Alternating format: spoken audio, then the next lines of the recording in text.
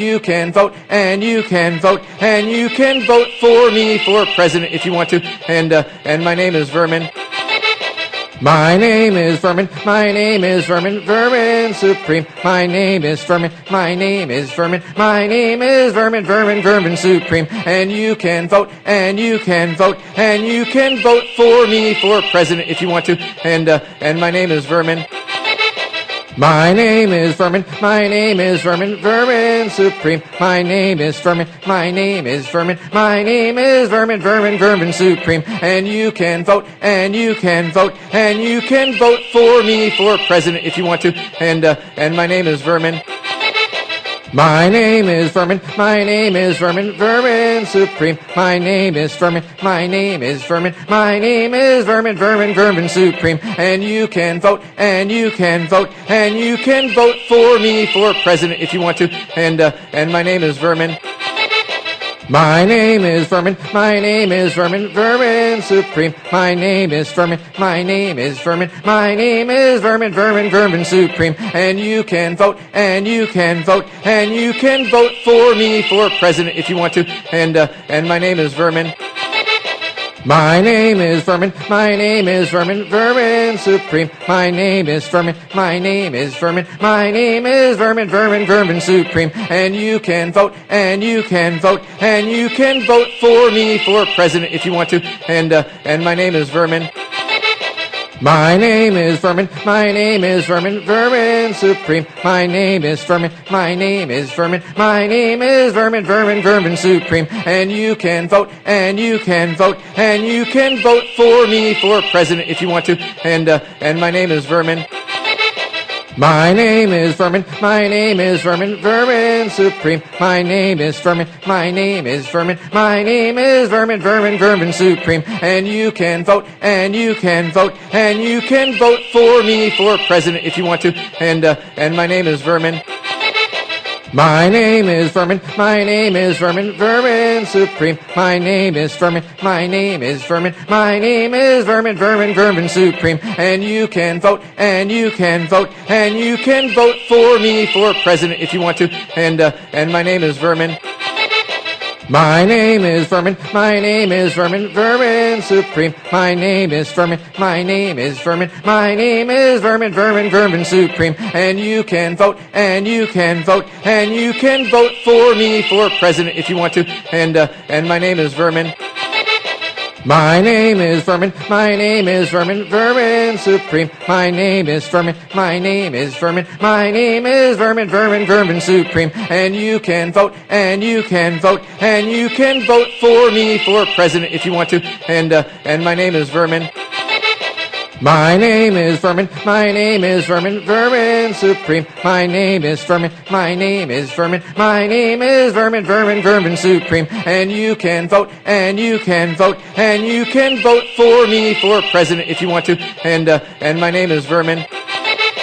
My name is Vermin. My name is Vermin. Vermin Supreme. My name is Vermin. My name is Vermin. My name is Vermin. Vermin Supreme. And you can vote, and you can vote, and you can vote for me for president if you want to. And my name is Vermin. My name is Vermin. My name is Vermin. Vermin Supreme. My name is Vermin. My name is Vermin. My name is Vermin. Vermin Supreme. And you can vote, and you can vote, and you can vote for me for president if you want to. And my name is Vermin. My name is Vermin. My name is Vermin. Vermin Supreme. My name is Vermin. My name is Vermin. My name is Vermin. Vermin Supreme. And you can vote, and you can vote, and you can vote for me for president if you want to. And my name is Vermin. My name is Vermin. My name is Vermin. Vermin Supreme. My name is Vermin. My name is Vermin. Have done it smart and not so smart. So just hearing your thought on that, I think, is really interesting, especially in terms of what the American people are craving, I think, which is a lot of humor and authenticity and feeling disarmed. Right. All right, Vermin, what would you like to add to that? Well, I guess yes, I have developed a skill set and a communication strategy that's pretty much revolves around a magic boot that I found once upon a time.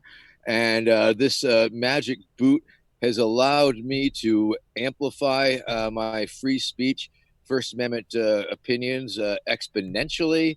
It has allowed me to communicate with literally a million people across the globe and interface with media from around the flat earth. And so yes, this I like that communication. you mentioned the flat Earth. That adds a lot to your Yeah, credibility. I like that. got to throw a little red meat to the base, if you know what I mean. We know. And uh, so yes, and I have discovered that by utilizing the humor and utilizing these touch points, these culturally resonant platform planks that certainly involve the zombies and the ponies and I mean the time travel. I mean I just cribbed that right off an ethics textbook. I mean, would you go back in time and kill baby Hitler? But I took that and folded into my campaign. And the free ponies. So it's sort of like a carrot and a stick that I offer. Right. The critique of the nanny state. Mandatory toothbrushing laws that quickly devolves into a dystopian vision of secret dental police and what have you. Yep. The free ponies that then all of a sudden, yeah, they're free, but they're ponies, but it becomes a pony identification system, and you're dictated how you must possess it all times. And so yes, through this really off the wall satirical take, and essentially not stopping it. Once again, the perseverance, the fact that I've been doing it for 30 years, and if it was in the past, it would be something that would be looking back on it and maybe commenting on it and trying to figure out. But the fact that it is so fun for me to do, it is so easy for me to do because I've been blessed like that and part of the skill set, and am happy to put myself out in this position, in this situation, and put forth this character in this universe and all of these things. Now, this year, of course, is very, very different for me because this is indeed my first actual, bona fide, genuine, real campaign. Yes, and we're proud of you for that because I know you've run a lot before, but it's feeling real. You're real now, isn't it?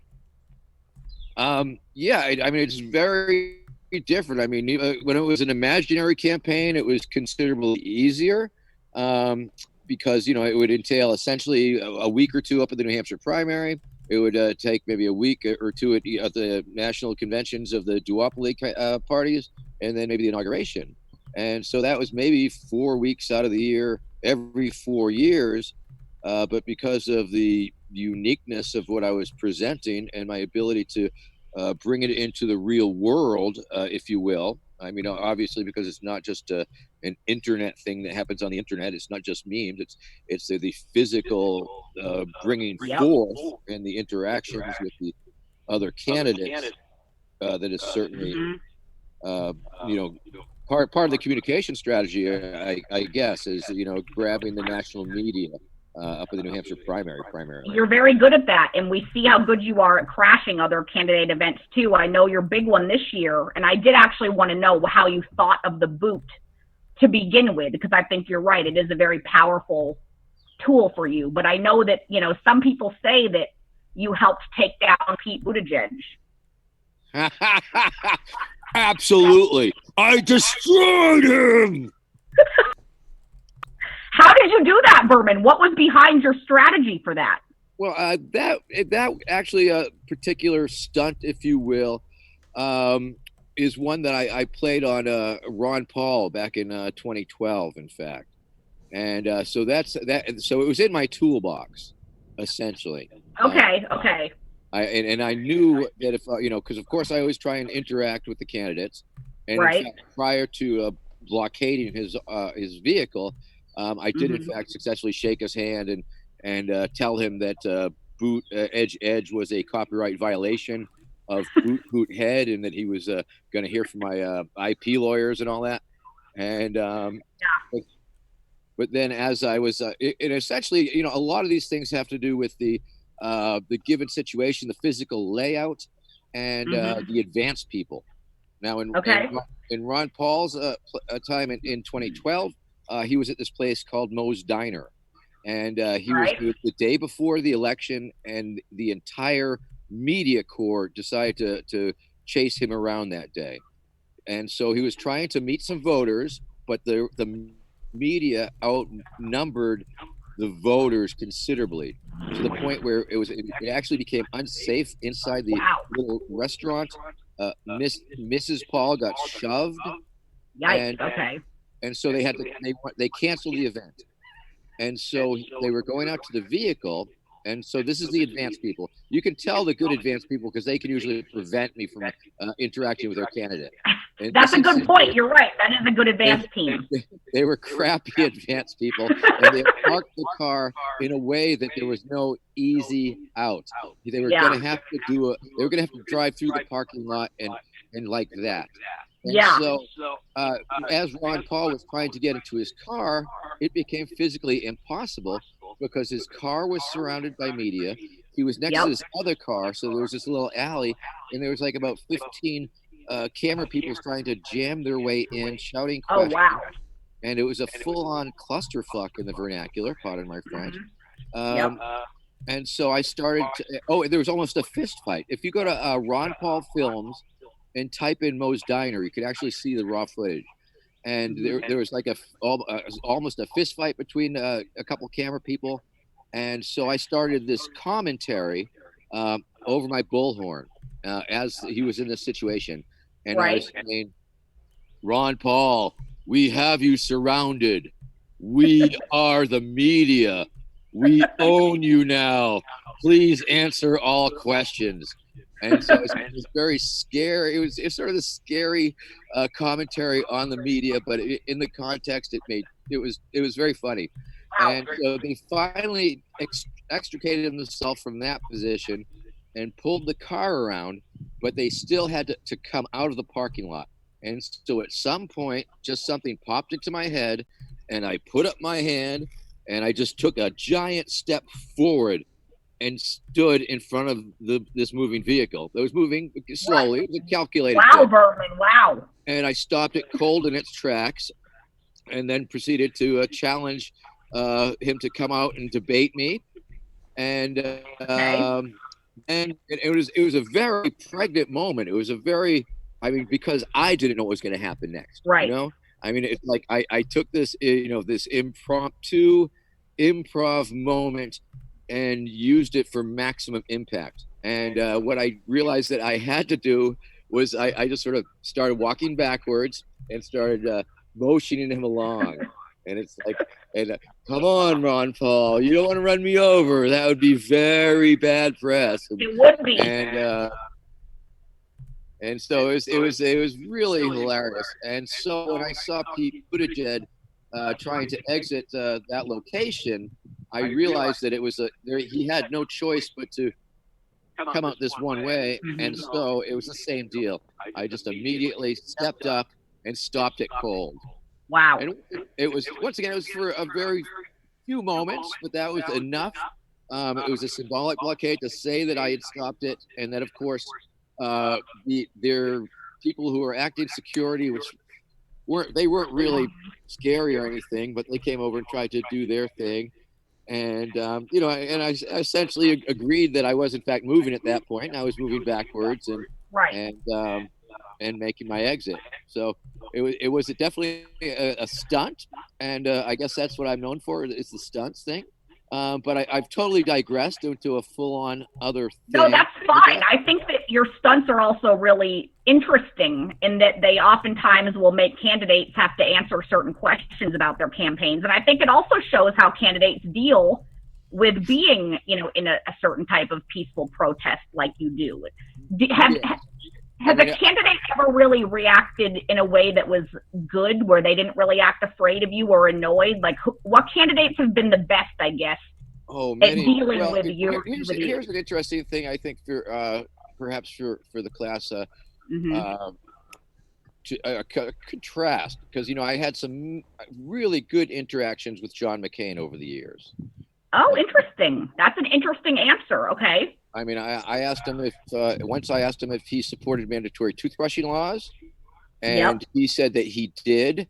And not only that, but his campaign has great experience because Lynn, from my staff, because Lynn has been hiding in people's bathrooms late at night to make sure they brush. And it's like, okay. And then Bill Bennett's trying to shush him. It's like, oh, come on, John. And another time, a totally different time, different year, I asked him if it was true that Karl Rove was involved in the destruction of the Old Man of the Mountain, the beloved. Oh, yes, in New Hampshire. And he responded, and he even went bigger on it. It's like, yes, Karl went up there with dynamite and blew it up, and I've asked the FBI to look into it, but they haven't got back to me yet. What a great answer. That makes me respect John McCain more than I did even. And so I discovered that by asking these sort of silly, ridiculous, off the wall questions, I think you get better, more interesting responses. Mm-hmm. And I think a lot of traditional media could learn from you, Vermin, when they're not always asking the most interesting or thoughtful or insightful questions. Yes, and I would contrast this. One time I went in drag undercover without a boot and a suit. And I was at this John McCain breakfast, and I asked him some question about Big Mountain and native rights, and he immediately got very defensive and totally shut it down. Oh, wow. That's interesting. And so the reaction was different. Yeah, so that told me that what I was doing with the more absurdist things was really working. Right. Tell me again, too, simple question. How did you choose the boot as your what you were going to wear on your head? Well, that's probably somebody else's question. Probably somebody else wants to ask that one. Okay. Well, all right. We can move into questions in a minute or so. Spike and Vermin, give us a quick update on where you are right now in terms of getting the Libertarian nomination. How's that going? Give us a quick campaign update. It all depends who you ask, I guess. Okay. Do you think you still have a chance of winning? Well, I think we're still in the running. I think we're still in the race. Once again, because we use ranked choice voting, and there's several things. I mean, if the convention actually occurs, it's a whole different ballgame. Yep. That's yeah. So pretty much, and basically what Vermin said, a lot of it depends on if we're going to have a convention, and if so, what it's going to look like. So in terms of popular support within the party, we're very much in the top 2 or 3 for contention. We have won some primaries, but they're all non-binding. So those elected, there are no actual electors. The way our system works is that each state party at their state convention picks their delegates, and then all of those delegates to go to a national convention to pick all of the national positions, the chair of the party, vice chair, secretary, a bunch of other stuff. But then they also pick the presidential and vice presidential candidate separately. So there's actually a possibility that Vermin could get nominated and I couldn't, or that I could get nominated and Vermin couldn't, or that they could pick both of us, or that they could go with a completely different slate. But all that to say that right now we don't know what that even is going to look like, and there's we don't even know if there's going to be a convention, and if there is it going to be a Zoom convention? There's been talk of having a smaller rump convention where they change the rules to allow smaller national conventions to then convene. And there's also the possibility that the LNC, the Libertarian National Committee itself, which is made up of, I think, a dozen or so people, will just pick the nominees. So depending on which of those different processes happens, it could lead to a wildly different result. And we've been campaigning based on all of those different possibilities, presenting ourselves as the true pragmatic choice for the Libertarian Party, that we're not only among the most principled people running, but we're also we're easily the most popular. We have the most recognition outside of libertarian circles. The media can't help but pay attention to us, and we have something that libertarians typically don't have, which is engagement with young voters. Most young voters either know nothing about libertarianism, or they are horrified at the thought of libertarianism. And libertarians are at least partially to blame for that. And so we're presenting a completely divergent way of doing this. And we'll see, depending on the way that they end up doing it, we'll see how that turns out. But we are very much still in the running. I would say that we are definitely in the top three, and most would say we're in the top two. This is so exciting, and I would love to see, this proceed, and I would love to see you be the nominee. And I know that the RNC and DNC are also both up in the air in terms of the conventions. True. But and also it should be kept in mind that ranked choice voting is used for the delegates. Yes. You mean for you? For the Libertarian Party, is that right, Spike? I believe so. Yeah, I believe that we use ranked choice for the for our balloting process. And so currently, with such a big field, because traditionally, you might get some candidates dropping out along the way, but because of this new exciting landscape, everybody's sort of still in.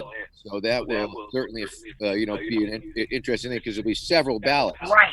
And so ultimately, we stand an even better chance because of that in some ways. And there's a lot of activists I know that are very excited about ranked choice voting, and I know a lot of states are trying to implement right now. So implement that right now. So I like that all of you are on the forefront of telling people what it's like to be candidates dealing with ranked choice voting. Yes, absolutely. Well, we will be cheering you on, and Vermin, I hope you're also going to be coming to the other conventions too. I'm probably going to the DNC if it happens. So I'm hoping. Are you planning on crashing the other two conventions? Yes. I don't like to miss them traditionally. I'm out on the streets with the people and the protesters and the demonstrators and the cops and all that, because that is certainly you're a man of the people. Yes. All right, let's open it up for questions, because I know a lot of you are big fans of Vermin and probably Spike now. So who has a first question for this amazing libertarian ticket here? Aaron, unmute yourself. Yeah. I guess my question is probably for Spike. I was just wondering, you fall fairly on the extreme side of libertarianism, as little government as you can, and I just wanted to know what your opinion is on corporations and monopoly, and if a interaction between, like just take for example the fact that most people only have one choice for network provider is would you call that a voluntary engagement between a person and a business if there really is no other choice? No, it rarely is. I mean, there are probably situations in very rural communities where there's only one person growing potatoes and no one bothers to compete with them because there isn't enough of a market or something like that. But when you're talking large metro areas or multiple metro areas where you only have one choice of a provider, that's not a voluntary thing. It's also a function of the state. So you have things like licensing, zoning, intellectual property and patents and things like that. You have these and protection agreements and all of these different regulatory barriers and hurdles which effectively create monopolies. Now, the biggest monopoly of all is the state. And it's not only a monopoly, it's a violent monopoly that is financed by theft and enforced with threats of anything from theft to kidnapping to murder if you don't comply with it. So it is easily the worst example, or I guess best example, of a monopoly. And corporations, especially large corporations, and these multinationals and these monopolies and things like that, they are a functionary of the state. Using the Marxist definition of capitalism, which is where basically the government is enforcing the primacy of the owners of capital. If that's what we're calling capitalism, then we're definitely experiencing that right now. We're definitely experiencing late capitalism, and it's not a good thing. Now, I'm an anarcho-capitalist, so I use a different definition of capitalism, the less traditional one to refer to voluntary trade between people, typically using capital as a medium of trade. All that to say, whatever definition you want to use, no, those are the idea that we should get rid of government so that Amazon can be more powerful. A, that's not how it would play out, and B, that's not what we want. We definitely want a more decentralized society, and that's not just from, in terms of who's making policy decisions, but also in choices of providers, in adding back the bottom rungs to the economic ladder so that people aren't stuck in generational poverty. Those are all functions of the state, and the Walmarts and the Amazons and the the Microsofts and all of these whatever major companies you can think of. Now the Zoom, because now Zoom has taken over everything. All of these things are examples that they may have started on good premises, but once they got to a certain point, in order to preserve themselves in their position, they leverage the state as a way to rent seek and keep themselves in the prime position indefinitely without continuing to innovate in the market. So no, that is definitely not voluntary. That's a very interesting answer. So thank you for that. Okay. Other questions that you have for Vermin and Spike? They're really not shy usually in person. Lee.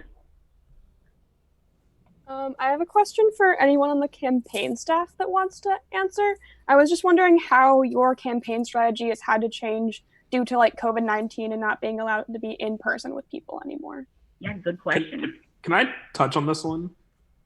Yes, please. I work on campus outreach, which no longer basically kind of physically exists currently in this point of time. So it's more of setting up for September, setting up for August on terms of my thing. But this is where I'm starting to help local and state parties build their base by getting people who were interested in the Vermin Spike campaign, who wanted them to come to their schools and saying, look, here's all my contacts in your state, county, precinct, parish, parties, whatever you have, wherever you are in the country, I can set you up. So I think part of it is building outreach and saying, look, this is where we grow the party. This is where we grow your interest. This is where we interact with you on I think a better personal, more level, because we are all stuck inside with more time on our hands saying, what can we do? Where are we going to find some meaning in our daily monotonous lives? So I'm trying to help provide some sort of outlet. And people are eager for leadership. And I think Vermin and Spike are providing a leadership. Whoa, let me strike a leadership-like pose. Yeah. That's a good one, Vermin. Thank you. I hope that inspired you all. I'm very inspired. It did. One of the things. Vermin, you inspire us always. Pshaw. Another question. Dr. Payne, you've joined us. This is our department chair of the Communication Studies Department. Oh, yay. It's Vermin, it's good to see you. You're so inspirational when we visit New Hampshire. And it's great about Terry has so many connections. So welcome. I would like to ask all of you there is, I just got off the phone with friends from Barcelona. And of course, they have a very active view of what government does in these types of situations. Now, according to our president, which I thought was in contrast to the Queen's message, he basically says that we're kind of, he and Jared and company are a backup group sitting on the bench to help state and local governments. What is your view in this type of a situation of one of the most powerful countries on earth basically saying, we're just here as a secondary force? Well, I think that sort of defeats the fact that there exists a CDC and a FEMA and all of these supposed organizations that exist supposedly for that particular purpose of readiness and preparedness. So that certainly makes you question if they are up to the task. And if they're not up to the task, what are they doing with all that money at their disposal?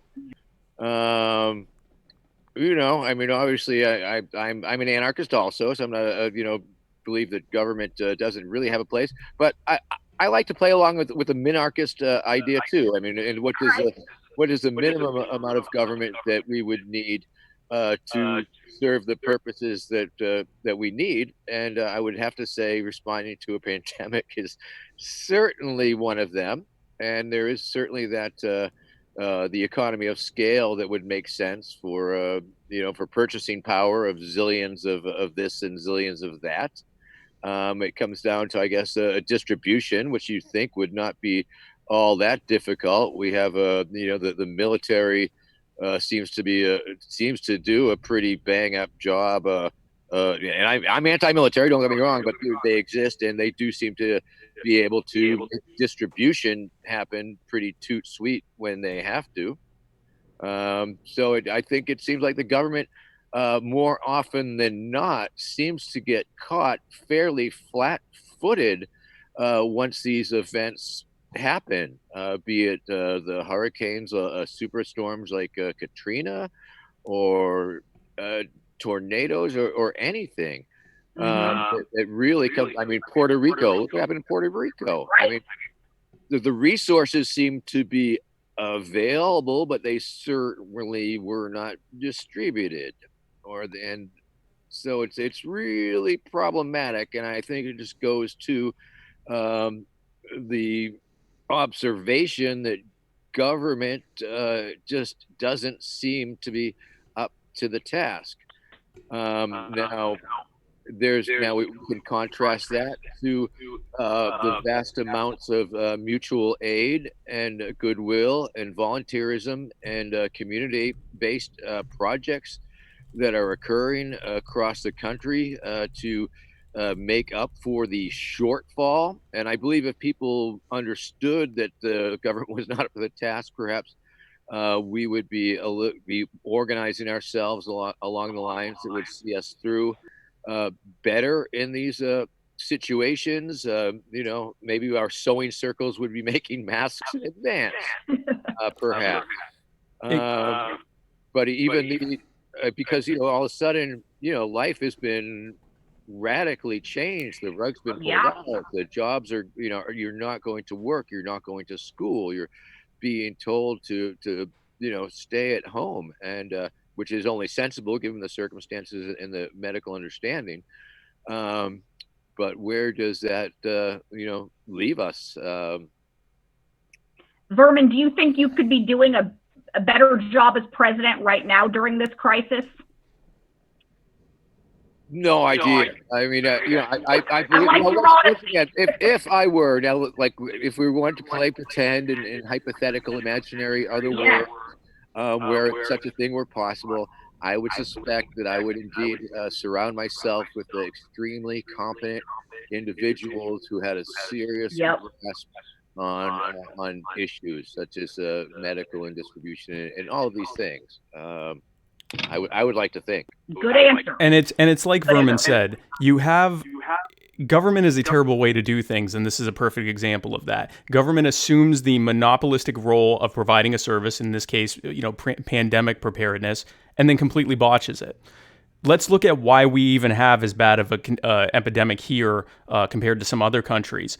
For the first 6 weeks of the outbreak in this country, the CDC was effectively barring anyone from doing any testing. They had such a regulatory hurdle that you had to meet in order to be able to even test that it took weeks and months to get the approval. If they still had that process in place, there would be universities and hospitals would be able to start testing for COVID around June or July. That's how draconian the process was. That's how much red tape, that's how Kafka-esque the process was. The only reason we even knew that there were any infections here back in late January was because of Dr. Helen Chu and some other doctors and hospitals and universities who illegally tested people for COVID. And when they gave the results to the CDC told them, okay, so destroy those positive results and destroy the rest of your tests and don't ever tell anyone. Thankfully, those doctors and hospitals and universities took their Hippocratic oath over the law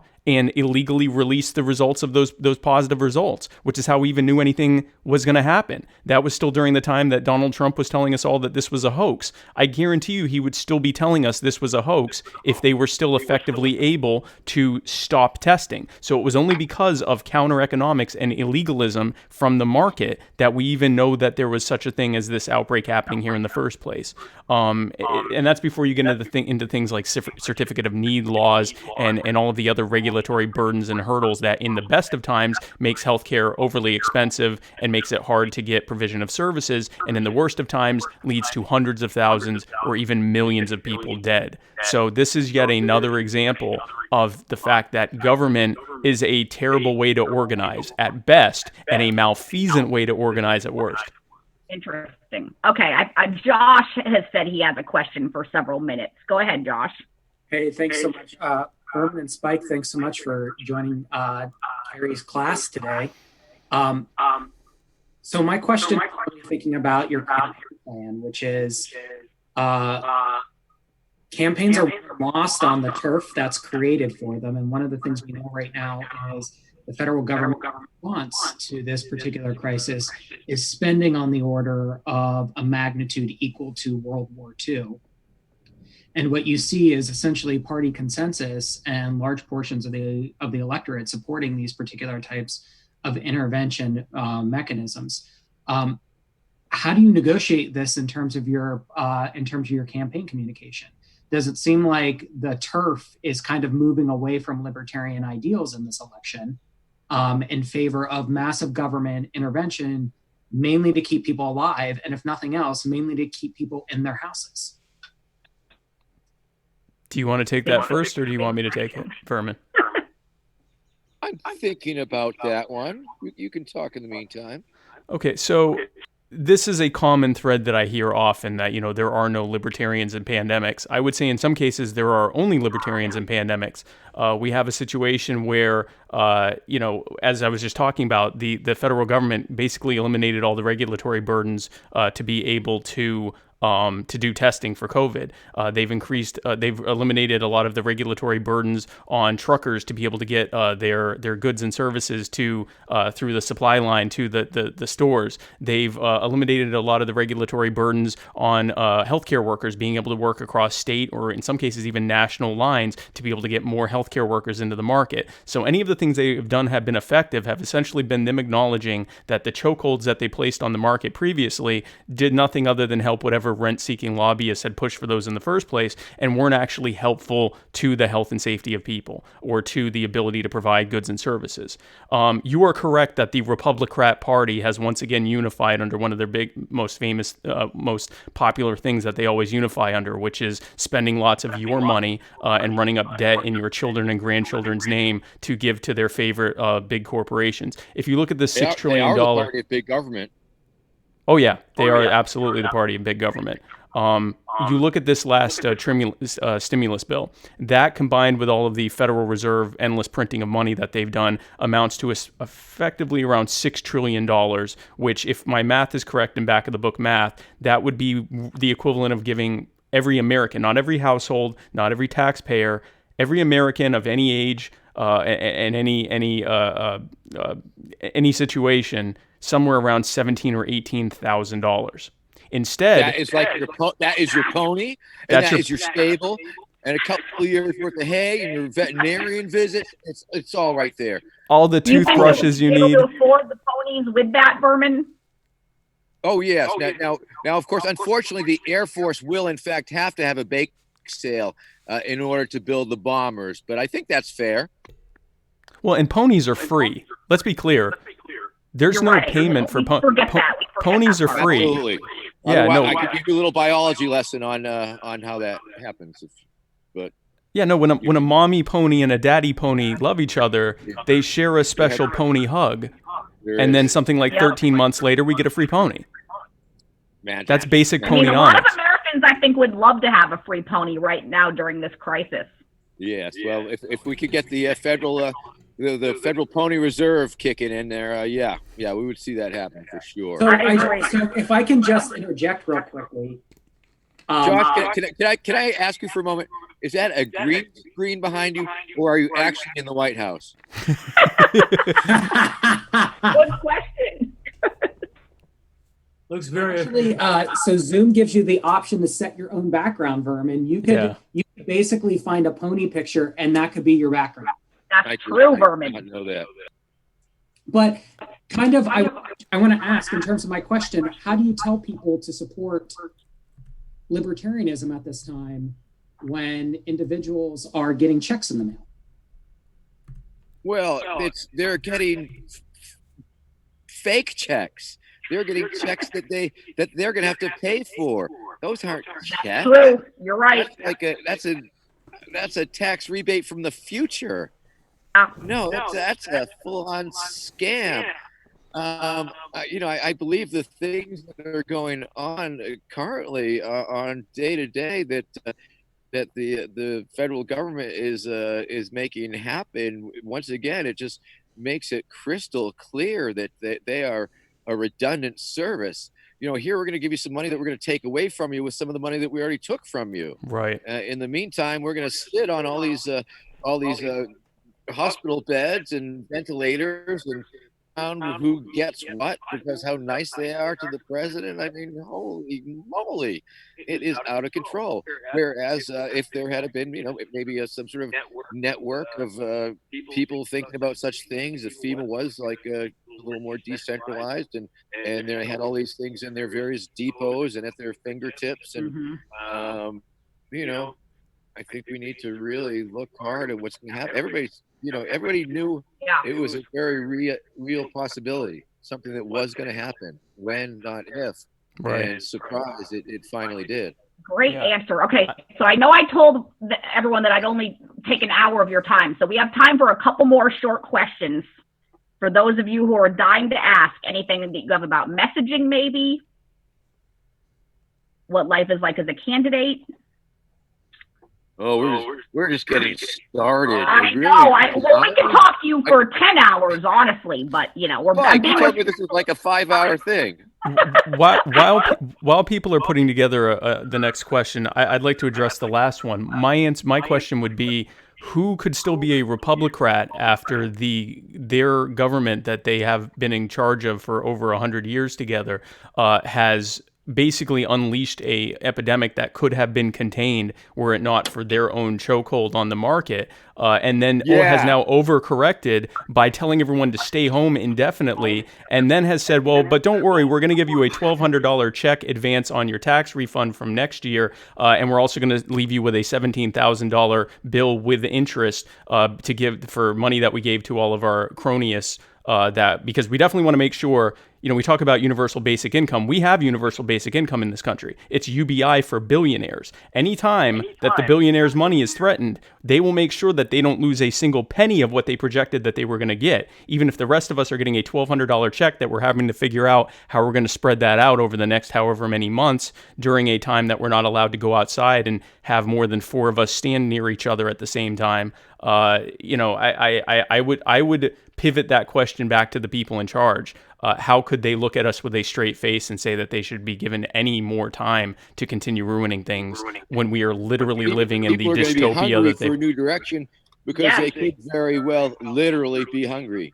Yep. Yeah, exactly. That's a very good point. Exactly. With the current massive unemployment going on, and who knows how many of these businesses are going to come back. I mean, yes, there's a lot of optimism that the whole show might start up again and be bigger, better than ever. But I think it's giving people something to seriously look at, seriously consider, and this could be the perfect storm for you, Vermin and Spike, to gain more traction. It really could be. Americans might be craving what you're offering. Absolutely. Stranger things have happened. Stranger things have definitely happened. And it goes to, it's been one of the things that I've been, trying to do for many years, or have been told that I do, is create space. Create mental space. Have people ask, all these rules. Well, why don't we have ponies? Right.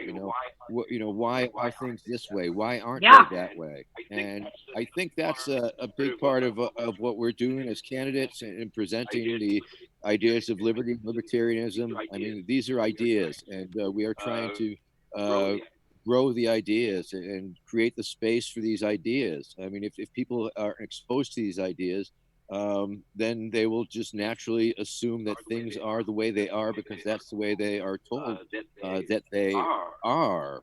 The Libertarian Party is naturally anti-authoritarian, and we believe that people can figure stuff out, that we as a people can come together in various groups and voluntarily come to our own conclusions and work on solutions. And I think that we can do this. And That's we don't very need well said.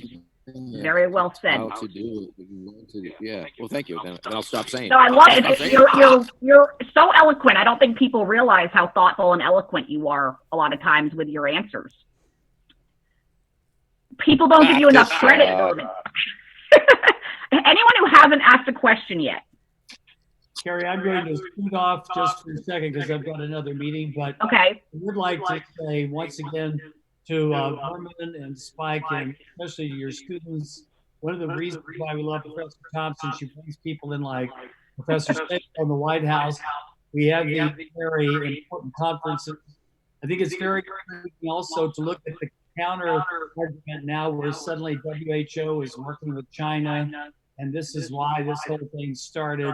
And we have to guard ourselves against the evil communist Chinese. Notice on Fox, we're no longer just hearing China, it's communism in China. So we're back to. So with that, I hope to see you all in Boston and Pony in the Commons soon. Yes, thank you, Dr. Payne. All right. Any other questions from students who have not asked one yet? I think I saw Patty. Go ahead, Patty.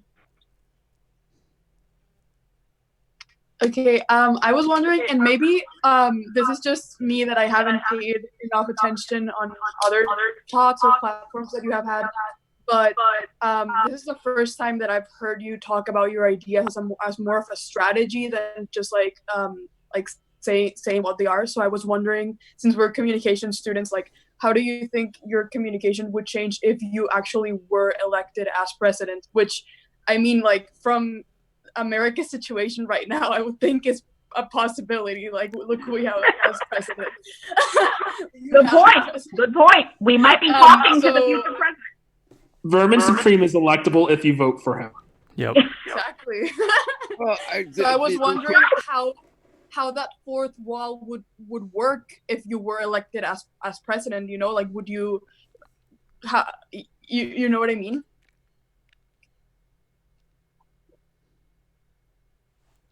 I think, but once again, it's a huge hypothetical. It's a huge stretch, and parallel universe. No. The boomer struck. Oh no. Oh, he was just getting to such a good.